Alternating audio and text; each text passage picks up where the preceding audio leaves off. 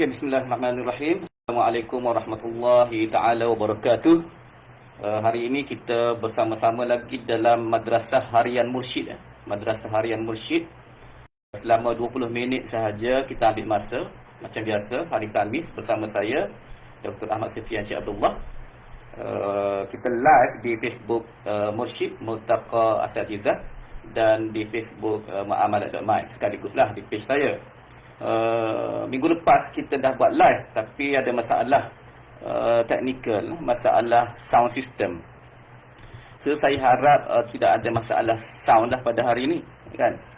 Mostly ramai yang tak dengar. So macam saya cakap seorang-seorang je 20 minit pada minggu lepas. So saya harap sesiapa yang tengok live sekarang ini boleh check audio lah. Saya pun cuba check bunyi ke tak bunyi audio dia, kan. Minggu lepas sebenarnya kita dah berbicara berkenaan dengan kita ulang baliklah, ulang siap bicara kita berkenaan dengan kewangan Islam dan muamalat kontemporari. Itu tajuk kita, kan. Kita dah bincang sedikit sebanyak berkenaan dengan e-wallet. E-wallet. Kita ulang sekali lagi perbincangan kita berkenaan dengan e-wallet pada hari ini.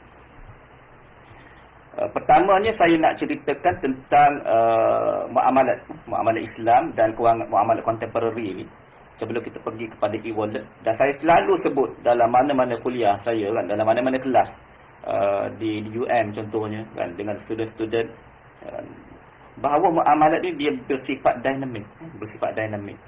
Dia tidaklah straightforward. Kita boleh ambil daripada kitab, kan. Kitab-kitab fiqh banyak kitab-kitab fiqh dulu yang mana khazanah ulama dulu buat, kan. Kita ambil pengajaran daripada tulisan ulama tersebut, kita ambil iktibar, kita ambil pandangan dan kita kena analisis, kita kena tengok kepada muamalat semasa. Sebab muamalat dia berubah. Dia berubah setiap masa, kan. Dia sesuai dengan perkembangan zaman. Jadi kalau kita nak hidup pada zaman kini, kita kena hidup pada realiti zaman inilah, kan. So sebab itu muamalat dia agak susah. Kalau orang tanya saya persoalan-persoalan muamalat, kita bukan sekadar kena buka kitab, buka hadis, Quran hadis. Kita kena buka kitab ulama. Bukan sekadar itu, kita kena kaji detail tentang proses-proses semasa pada hari ini, kan. So dia tidak ada jawapan yang spesifik, yang mudah untuk fiqh muamalat. Dan kadang-kadang kita terpaksa buat macam konon-konon ni ijtihad sendirilah, walaupun bukan ijtihad yang dalam konteks yang ulama besar pun. Kita buat keputusan sendiri sebab kita tak jumpa keputusan daripada mana-mana ulama dulu, sebab realitinya berbeza, kan. Bahkan permainan dalam hadis yang disebut jual beli yang haram pun banyak tak wujud pada zaman sekarang, kan. Tapi dia wujud dalam bentuk yang lain. Nabi SAW telah memberikan kita panduan yang banyak secara prinsipnya, dan prinsip itu yang kita kena pegang. So itulah prinsip muamalat kontemporari, kan. Kita kena hidup dalam realiti kita, kan. Kita tak boleh ambil pandangan kitab kata haram, kita kata oh haram. Tak semestinya macam tu. Tengok realiti kita macam mana, kan. Adakah dia sama dengan realiti yang ditulis oleh kitab-kitab, oleh ulama dalam kitab-kitab yang terdahulu. Saya harap hari ini agak clear lah. Siapa yang tengah buka tu, kalau boleh tolong bagi feedback sikit.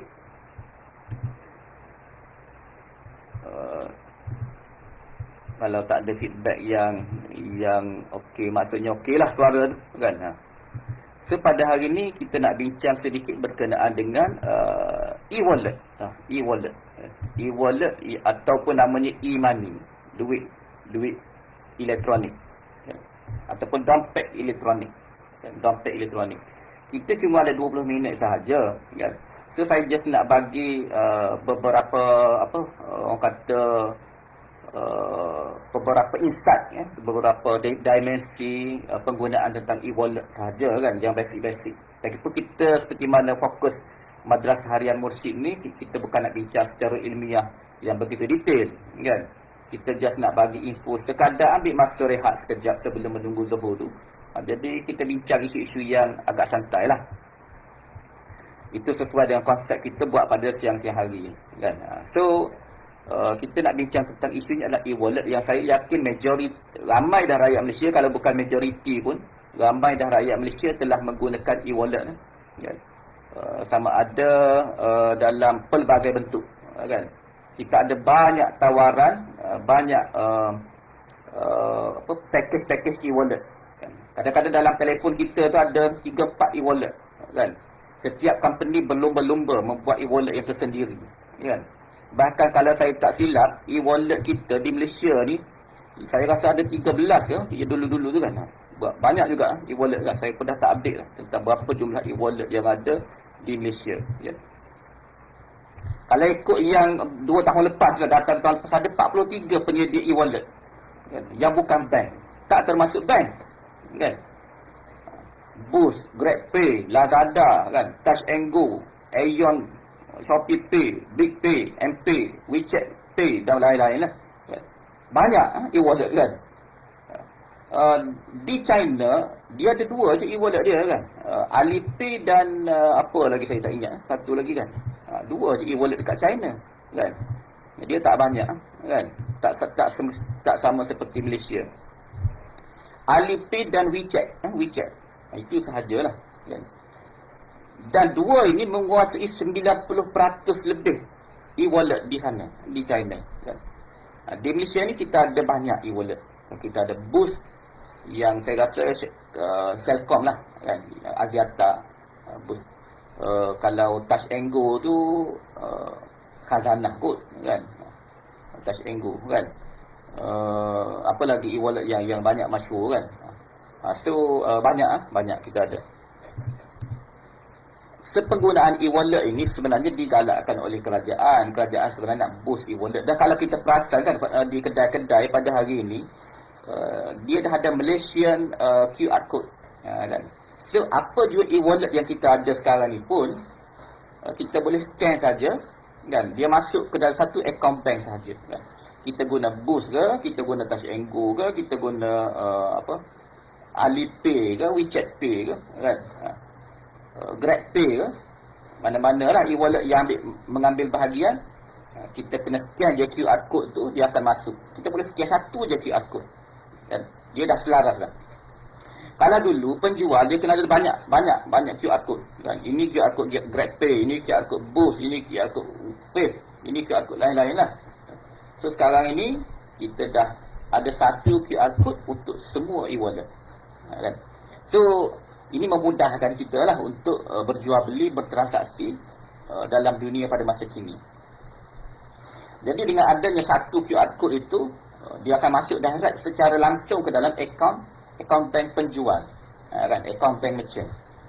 Merchant pun tak perlulah kena tunggu nak withdraw duit dulu, tak kan. Dia maksudnya dia direct kepada akaun bank merchant kan. So kalau saya scan menggunakan GrabPay, dia terus masuk kepada akaun. Kalau dia ada akaun bank Islam, dia akan terus masuk bank Islam atau Maybank. So cepat. Mungkin pada masa akan datang QR code ni dia akan charge banyaklah kepada merchant ataupun kepada Grab e-wallet provider, dan e-wallet provider dia akan charge baliklah kepada merchant. Jadi e-wallet ini kalau kita tengok dalam zaman dulu memang tak ada lah ya. Dia memang perkembangan semasa. Adakah kita kena menentang perkembangan ini? Setelah itu dia berkembang, dia adalah baik dan buruk dia kan. Majoriti kajian pada tahun 2017, ramai lagi 70% rakyat masih lagi skeptikal dengan penggunaan e-wallet. Tetapi dengan inisiatif kerajaan bagi banyak bonus, bagi duit kat rakyat dalam bentuk e-wallet, seramai dah orang kenal e-wallet. So akan datang mungkin e-wallet ni dah akan jadi perkara yang biasa kan. Dan kita kena terima hakikat itu. Dia mempermudahkan banyak urusan kita. Tak perlu shilling yang banyak tu kan. Jadi urus kedai, nak rompak kedai pun susah kan. Sebab tak ada shilling, tak ada duit. So yang ada dalam semua e-wallet. So pekedai tak perlu risau shilling nak kena cari kan. Ni beli pagi-pagi cik ada 10 sen cik kan. Tak ada. Ada 80 sen cik. 80 sen pun ditanya kita kan. Nak bagi balance 20 sen pun susah. Tapi dengan adanya e-wallet ni, penjual tak perlulah tanya kita. Cik ada 80 sen, tak perlu dah kan. Cik ada 20 sen tak ada dah. Penjual dia scan sahaja kan. Scan sahaja. Cuma dia ada makan kos dah sikit ya. Sebab penyedia e-wallet ni of course dia nak duit kan. Mana ada orang bagi free kat dunia ni kan. Kita pakai WhatsApp tu free kan. Betul tak free? Tak adalah dia tak free pun kan. Mana ada benda free kat dunia ni. Dia akan adalah sesuatu behind the scene yang kita tak tahu kan. Of course lah data lah.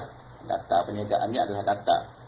So e-wallet juga dia peniaga ataupun provider e-wallet ni dia ambil duit daripada mana? Dia ambil duit, dia akan charge kepada merchant, kepada penjual peniaga, dia akan charge kan.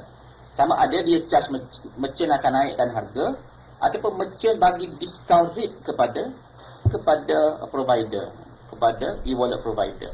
So core bisnes utama daripada penyedia e-wallet adalah merchant discount rate ataupun kita panggil mudahnya commission daripada merchant lah kan. Bahasa mudahnya merchant ataupun kedai-kedai dia bagi commission kepada penyedia e-wallet.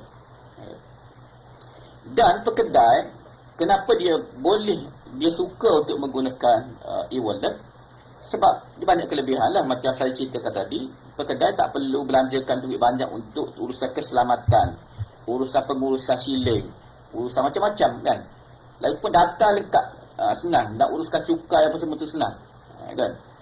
Jadi banyak perkara yang memudahkan merchant dengan penggunaan e-wallet. Tak risau duit hilang, tak risau shilling tak ada, tak risau macam-macam kan.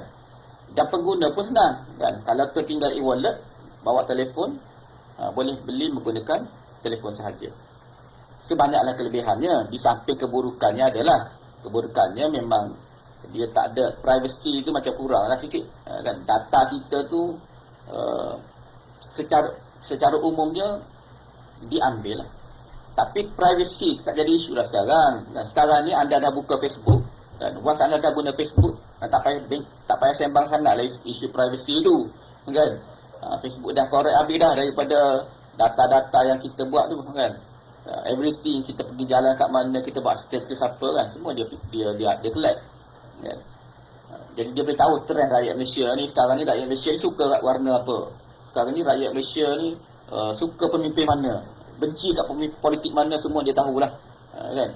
Data-data tu ada. Macam juga e-wallet. E-wallet dia bukan sekadar business merchant discount rate tadi, dia juga collect data sebenarnya di samping tu kan. Dia bukan ada collect data peribadi kita, tapi dia collect data, kita panggil big data. Big data maksudnya dia collect data secara umum kan. Rakyat Malaysia sekarang ni trending dia suka beli apa kan. Dia boleh tahu kan. Suka beli dekat kedai yang macam mana kan.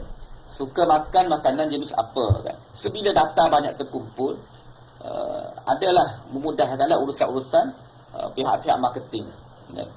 So data ini boleh dijual kepada company-company marketing.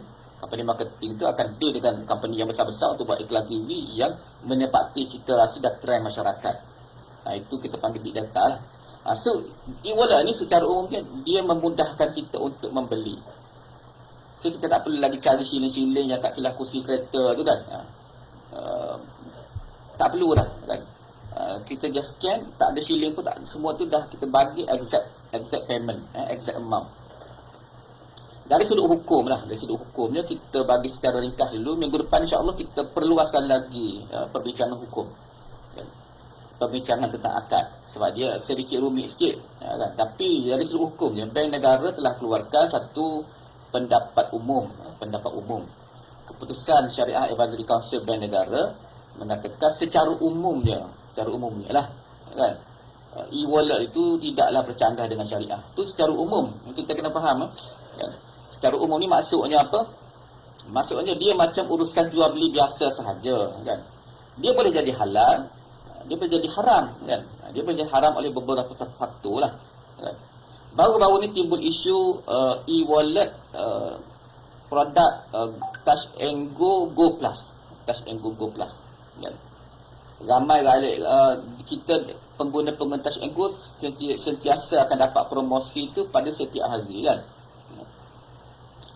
Go Plus ni memberi banyak kelebihan lah kepada pengguna, yang mana dia memudahkan kita untuk withdraw kan. Yang lain boleh juga kita nak withdraw pun, tapi lambat, dia makan proses sikit.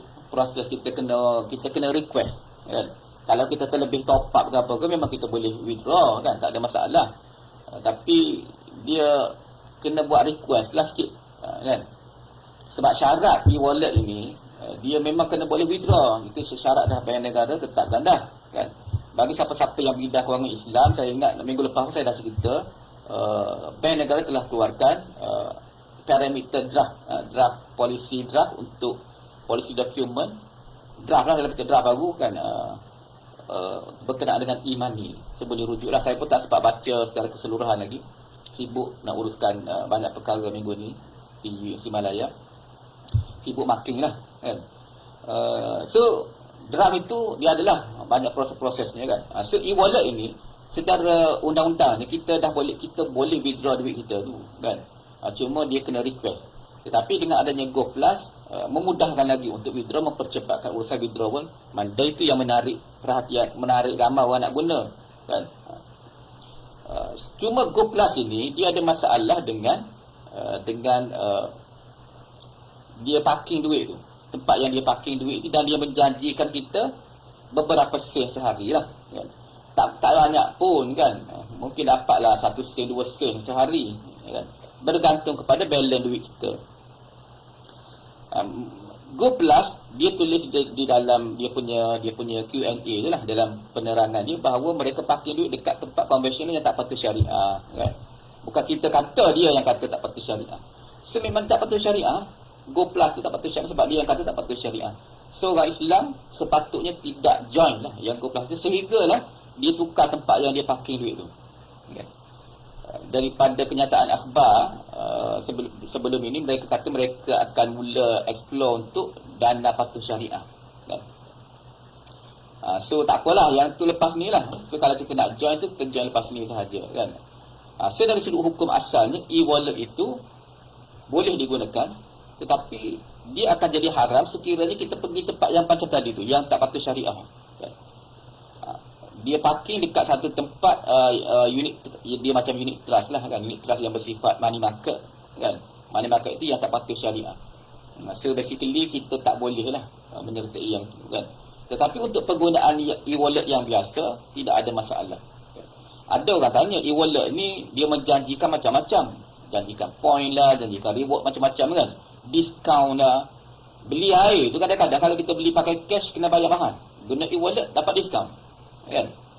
Saya pergi beli apa, guna Shopee Pay, dapat RM3 balik, kan. Beli kek dapat RM3, kan.